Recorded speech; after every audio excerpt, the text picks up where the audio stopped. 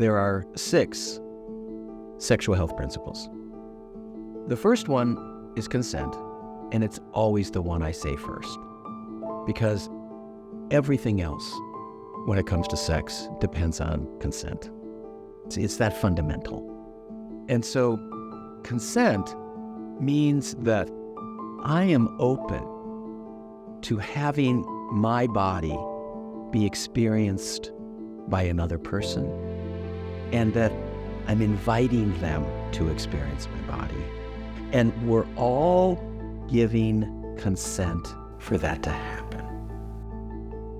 Now, what happens doesn't necessarily mean it's going to be pleasurable. We've all had dreadfully boring sex. So consent is not necessarily a guarantee of pleasure, but consent is the necessary foundation.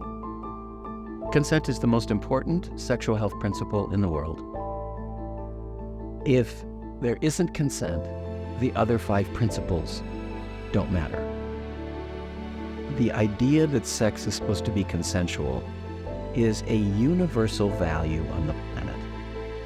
You can't go to any country, any religion, any system of government, any place on the planet, and the society will have some definition of when sex is consensual and when it's not.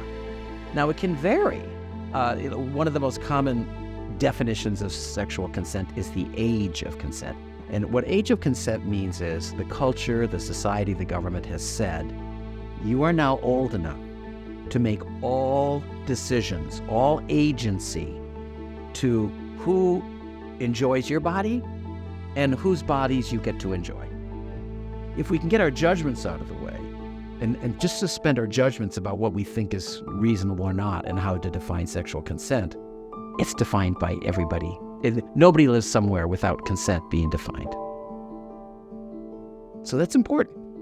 None of the other sexual health principles have that pervasive presence in society, law, culture, religion, family life. I mean, everybody has some idea of consent.